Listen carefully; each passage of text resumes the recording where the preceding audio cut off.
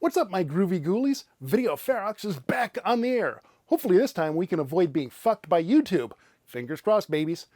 And we get to kick off our majestic return with my favorite theme month of the entire year, Blaxploitation History Month.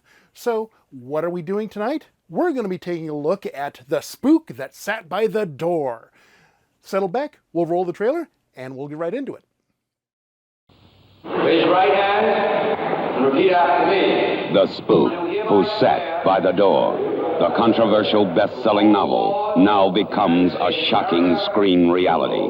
The story of the first black agent in the CIA. Whoever they select will be the best-known spy since 007. Their first mistake was letting him in. And let me congratulate you on being the first Negro officer in the Central Intelligence Agency. Their worst mistake was letting him out. You really want to mess with Whitey? I can show you how. For 5 years, he was their token Negro. Freeman, you people must serve. For 5 years, he kept his cool. Man, you just don't belong. I think you'd be happier with a mop in your hands. Like your mama. And in return, they taught him how to spy, how to fight,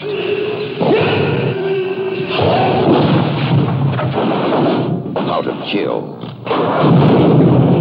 For 5 years, he was the spook who sat by the door. And then he turned gangs of ghetto kids into a highly trained guerrilla army. We live off the land. We match technology with spontaneity and improvisation.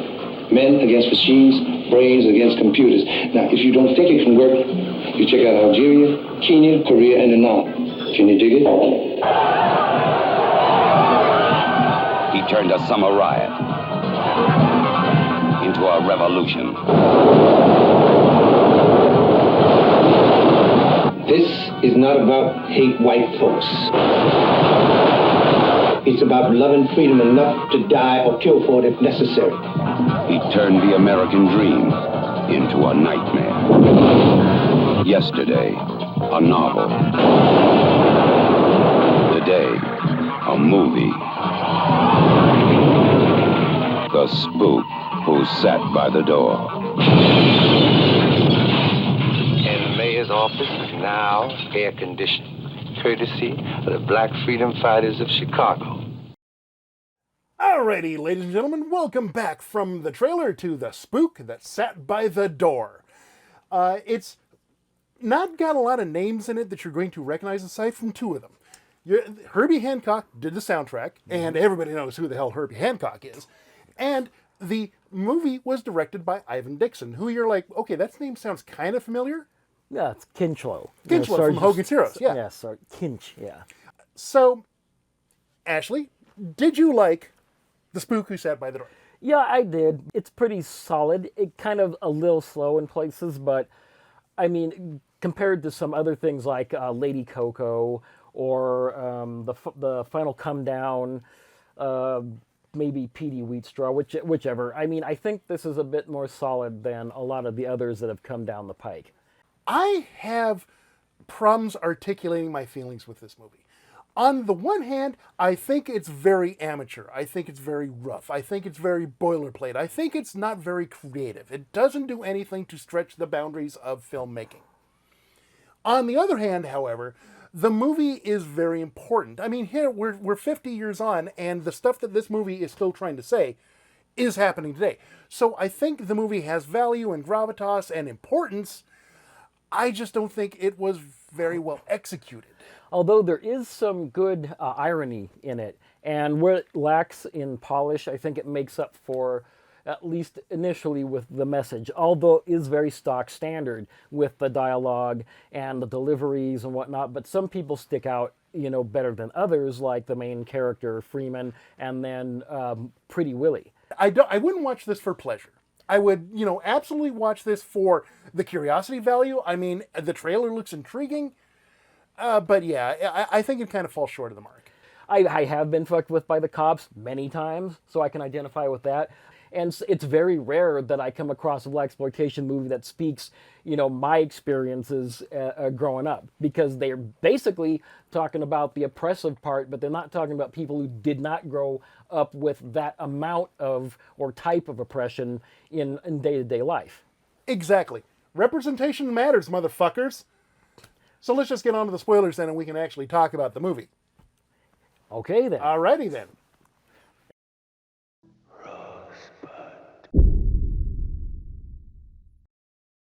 So the movie opens with this U.S. senator, and it's almost a parody, really, the way the scene plays out. He's talking with his consultants, his analysts, and he's saying, well, how were the poll numbers doing? And they're all like, you're great in this demographic, you're great with the Jews, you're great with these guys. Oh, but the blacks really hate you. And they're like, oh, well, that kind of sucks. I'm going to lose the vote. It's a Law and Order thing. He made a Law and Order speech a previous year, and it affects black folks. And so naturally, the CIA has got to do something in order to get black people on their side, because they're generally the ones that will enforce a lot of the stuff that the cops don't, like wiretapping and shit like that. He comes up with the brilliant idea of hey, well, wait a second, why don't we get the CIA to hire some black dudes, and look at that, we're supporting the black man. So they get about, less than 100 black men in the CIA training center, and they whittle it down to 10 candidates. So they run them through the usual battery of stuff, live fire drills, outside. They have them do martial arts. They do a lot of reading. They have to know the law. They have to know the structure of chain of command and whatnot inside and out. And the vast majority of the ones that are left over, they want to go out and party. But Dan, being the studious one, the one who's going to actually succeed at everything he does, decides he's going to stay at their hotel where they're billeted, and he's going to study. And this rankles the fur of the guys who almost get into a fight with him, don't want to do that, because he's martial arts written all over him, black belt. And so they take off, and eventually it gets whittled down to one guy, Dan. And I have to question the CIA here just for a moment. So, hey, let's take a whole bunch of potentially militant black dudes and train them to do explosives, assassination, operations behind enemy lines, and all sorts of stuff like that. We'll take 10 of them, wash 9 of them out after training them, and then we're going to take this one token black dude and put him into the force. Wait a minute, the other 9 dudes are just going to go off and radicalize, man. What the fuck are you thinking? And the idea, obviously, is it's an experiment to see if this one guy is going to float. Obviously, they're going to go, oh, how many CIA guys do you have? Well, we've got 10 black ones. And then people would kind of go, oh, no, that's too many. So they're going to start really small with the most minimal number they could get, and just kind of see whether he sinks or floats. The name of the movie, The Spook That Sat by the Door, comes from the practice of I'm going to take my black person here and I'm going to put them in front of the office, so that way when people come in and look and say, oh, look, there's a black person right here, obviously these guys are progressive. So Ashley would in fact be the spook that sat by the door, because you'd be by the door. Yeah. And they even call that out in the setup of the movie, in the training, before he gets to when he gets promoted from copy boy to, hey, wait a second, we can actually use you. And so he's kind of like step and fetch it, gonna go around and show them. He's kind of the house Negro, and yes, they're very progressive. Oh, this is working really well. Yeah, fuck you. There was this one scene with this senator, and he's talking with Freeman, and he's going on about you guys really have to try harder because you're black, and, we're white, and we don't really have to try, and stuff like that. And as the white guy pulls out the big old cigar, the attendant is about to go for his lighter, and Freeman is on point. And he's like, whoosh, and the scowl that the black dude gives him is like, what the fuck are you doing? Oh my God. That said so much more than any actual words. It's like you Negro motherfucker. And that's what Freeman does for this entire 5 years that he's in the CIA, is that he's absolutely kissing ass. He's absolutely, yes, massa, yes, massa, yes, massa. Oh, my God. And as he is learning all these skills and taking all this information, and he's gathering stuff, and he's being very quiet and very down low, and then once he has critical mass and says, aha, I know how the CIA operates, I know how to be a CIA spook, he says, I quit. I'm going to go back home to, I think it was like Southside Chicago, be a social worker. And I'm going to be a social worker, and I'm going to help, use my skills for the betterment of my people. Unfortunately, his skills for the betterment of people is killing a whole bunch of whitey. And the one interesting thing is one white lady walks into the office while Dan is working, and she says, "You don't like me, do you?" And he says, "What makes you think that?" He says, "Well, you never say anything to me." And he said, "Oh, I'm just very quiet." The guy who plays Freeman all the way through the movie is very quiet and very submissive and very humble. And I get that when you're interacting with white dudes who have power over you and cops who could beat your ass and stuff like that, that you generally want to be, don't look them in the eye because that's confrontational. Don't raise your head because that's confrontational, and so on and so on and so on and so on. So his passive, I'm just going to stay in. Oh, the Japanese have a great way to say it. The nail that sticks out gets hammered down. So he is absolutely not sticking out. But the problem is that later on, when he starts radicalizing his youth group, he doesn't have any fire. He's still very submissive. He's very quiet. He's still very acting like he is trying to get stuff from the CIA.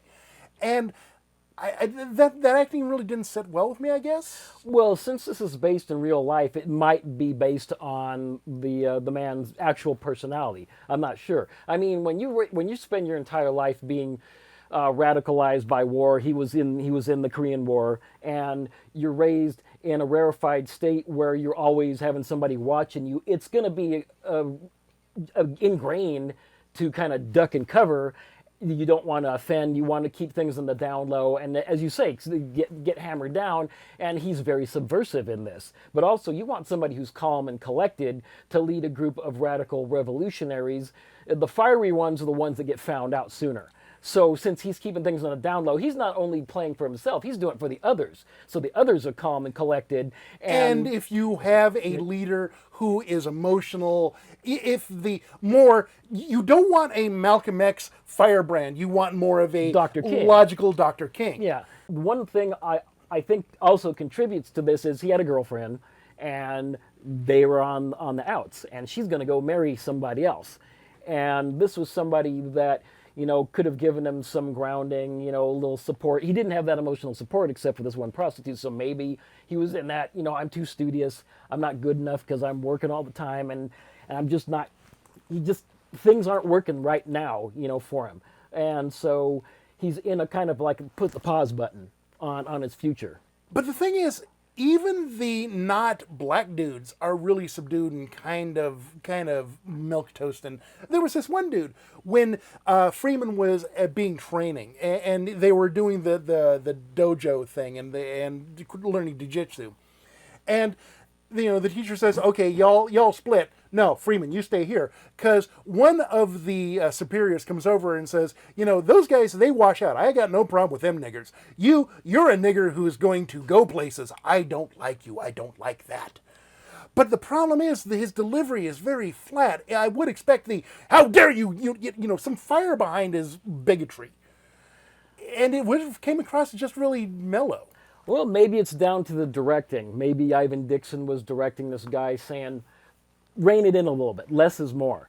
It's the CIA. They're secret agents. They're not the ones that yell. They're the ones that sneak. So maybe it's just part of the way things were back then when guys spoke. Because the ones that I would fear the most, if you got a room full of people and they're racist and stuff, there's going to be the ones that yell. But the ones sitting over in the corner, they're quiet. You don't know what the fuck they're thinking. They could be thinking anything. Those are the ones you want to watch like a hawk. And I'm not saying that the movie is badly directed. There's this one scene. So after Freeman goes back to Chicago and starts training his soon-to-be Black Panthers, and during the process, they've stolen some guns. They've gotten, and actually, I really like the theft of the gun sequence. That was actually really well staged. Good. But everything's prepped. They're almost ready to go. They're like 98% go time. And then one of the kids in the neighborhood who deals drugs gets shot by the cops. And you see him get shot by the cops, and it is absolutely a George Floyd, you got fucked by, white cops. And that sets the community off, as these things tend to do. And he's the riot that results from that is this: they throw the camera in this crowd of maybe 100 folks or so, and usually I don't like these herky-jerky scenes.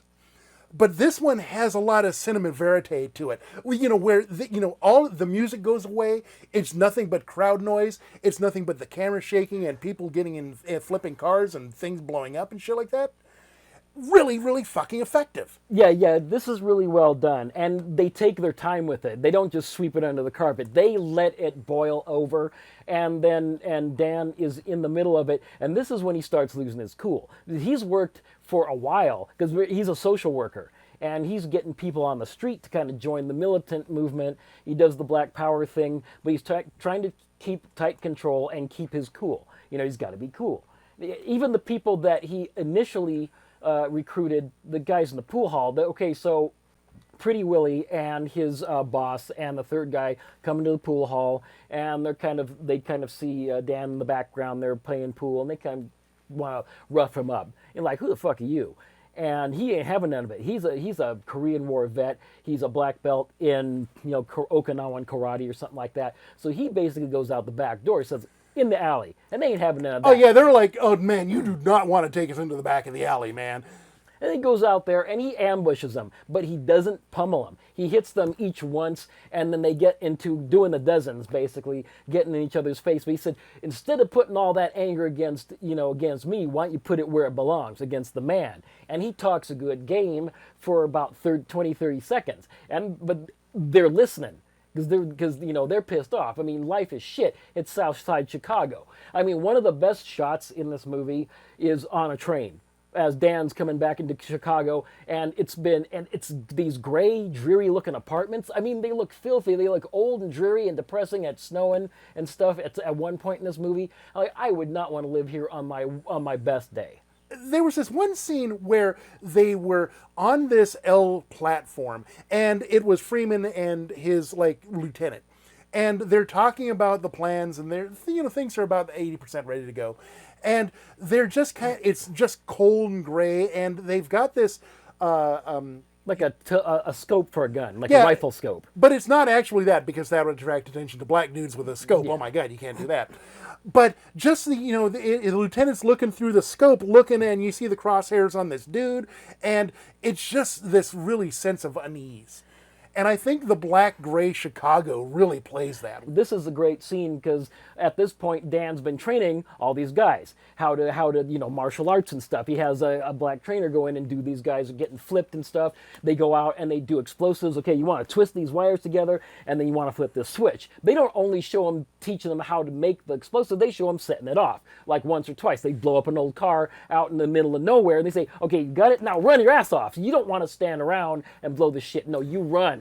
And I loved how they staged that shot, because that was a mirror of a scene with during the CIA training, where they've got all these white dudes and Freeman's got the detonator, and they're talking about it, and the cameras in the back, the cars in the background, and they set it off, boom, hey, that's cool. But when they do it for Freeman teaching the militants, they mirror it. They actually flip it so that it's the other way around. And it's like, okay, that's a little on the nose, but I kind of like it. And they show a lot of good stuff. I mean, they showed tactics I'd never seen before, like 3 guys walking side by side. Then one of them, the one in the middle, has a gun, whips around, and blam, at the camera. And I thought, holy shit, oh, I get it. So that's like a kind of a flash shooting. And they have all these tactics, how to run around and do all this stuff. But the scene you're talking about where they're on the L track, okay, so Dan and his lieutenant are lining up stuff. They're doing distances. He says, now there's the city blocks are about 25 meters and blah, blah, blah. And each of these lights is about 20 meters apart. He's giving them mathematical formulae to line up their shots. And that's a wind tunnel, so you can get in there and blam. And he's giving them not just what to do, but how to think and how to calculate. Okay, this movie absolutely belongs on the Video Nasty list versus being, with Video Ferox, because this movie was 100% allegedly censored by the FBI. So they release the movie, they get distribution deals, it's out in the theaters, it's being really well received. It's in the theaters for one weekend. The producer, the writer, goes and to see his movie. How's it doing? Gone. All the prints have been pulled. He, to this day, well up to his death, was thinking, yes, the FBI pulled my movie because it's radicalizing a whole bunch of motherfuckers. Oh yeah, radical as fuck, because it's doing what the original version of the Anarchist Cookbook did. It gives you information. It's Well, hell, Pretty Willie was a Black Panther originally. And then became a detective for the Chicago PD. The question I would be is, which side was he on when he became a detective? Because I didn't know he was black. He's mixed, so he's probably like a quarter black. But he has this beautiful speech in the middle of the film where Dan is telling them, "We got to do a bank heist. We need money, and we're going to go in there, and we need some guys that can pass for white." And he says, "I'm not. I can pass for white. I'm sick of always passing for white. I am black. I am a black man." And his voice sounds, he's got that sound to his voice, and it's very impassioned. And then the next shot, "I'm not doing this, motherfucker. I'm doing this, nigga. I am black." Next shot in the thing, passing for white in the bank. It looks like one of those guys from Italian gangster movie with the hat and. And the thing is, I like that scene because the lead up to it is the one time we get a lot of passion from Freeman. Because Pretty Willie, he's all like, it's like, oh, okay, I want to go kill me some whitey, and I'm going to get some money, and he's like, no, this is not a fucking game. This is for real. You will die.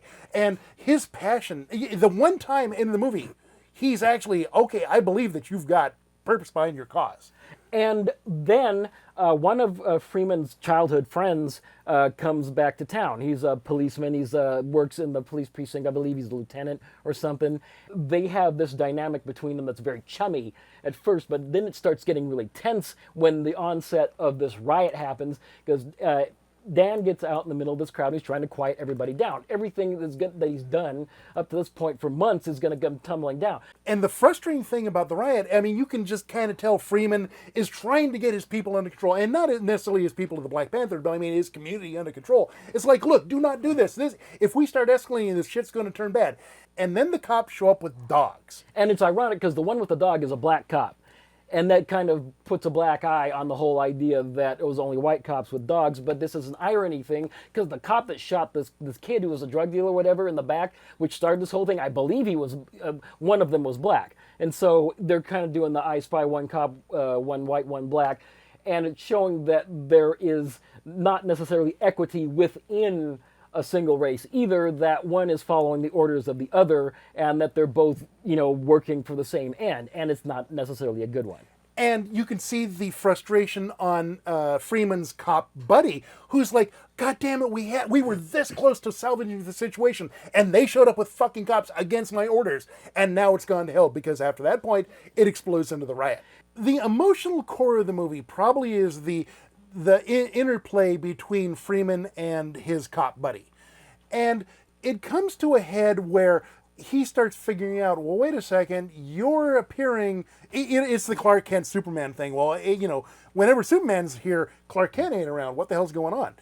So he starts piecing it together. And Freeman tries to recruit him. But it ain't working because Dawson's a career cop. He's doing everything by the law, but Freeman is doing it for the larger end game, which is to bring this country to its knees with a series of surgical strikes carried out by dozens of sleeper cells of these people committing crimes across the country at the same time. And that was kind of the play that he was foisting upon his friend at the very climax. It's kind of it is now time to choose which side you are on. Are you on our side or are you on the whitey side? And he's like, I'm having none of it. And then they start tussling, and Dan gets the upper hand, and he has a gun. And Dawson, they're trying to get the gun away from each other, but then Dan grabs a kitchen knife and stabs Dawson, but he gets shot right about here. Right. It's not going to kill him. It's kind of a gut shot, a little off center, hurts like hell, but he's going to live. Dawson, on the other hand, no. And so his lieutenant and the other guys and Willie show up, and he says, get him out of here. And at this point, he's thoroughly frazzled. I mean, he's beyond civility. He's just, get him out of here. But it's killing him. He just killed his best friend over this shit. And he says, okay, get all the guys together. You're going out. You're going to do this till you either win or you die. Those are your choices. And then the movie cuts to a bunch of, Black Panther militants doing Black Panther militant stuff against Whitey.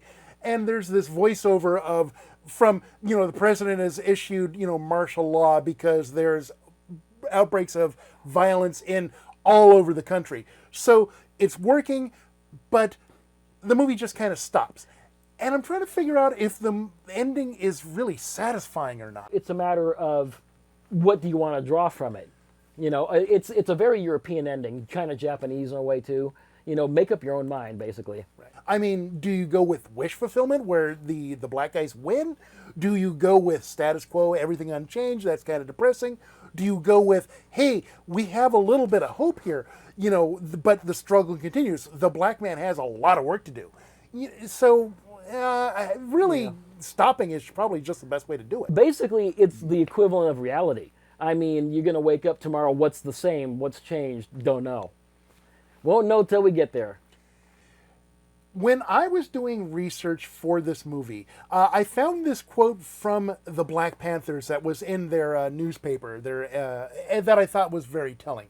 Racists call it rioting, but it is actually a political consequence on the part of black people who have been denied freedom, justice, and equality. So, yes, murder is absolutely bad, and violence is absolutely bad, and we absolutely do not condone violence, but I understand where the hell they're coming from. If you put somebody in a pressure cooker for so long, what's going to be the result? This movie, explosive violence. People are going to act emotionally when shit keeps happening and just doesn't stop. So don't do shit. For fuck's sake, everybody just calm the fuck down. Oh my God. All right, I guess we'll catch you next week then, won't we? See. All right, bye-bye. Bye-bye.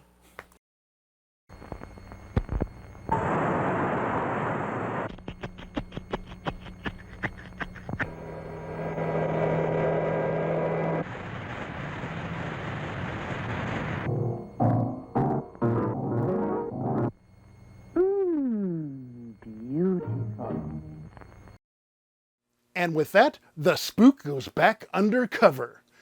Next week, Ian and I, we're going to be taking a look at the movie that Michael Medved called the worst blaxploitation movie ever made. We're going to be watching Scream Blackula Scream, so tune back in and find out if he was full of shit or if he was dead on the money. Drop me an email. thevideonastyproject@gmail.com is the address, and until you gather again, friends, stay evil. I just met the most marvelous bunch of niggers. the most marvelous bunch of...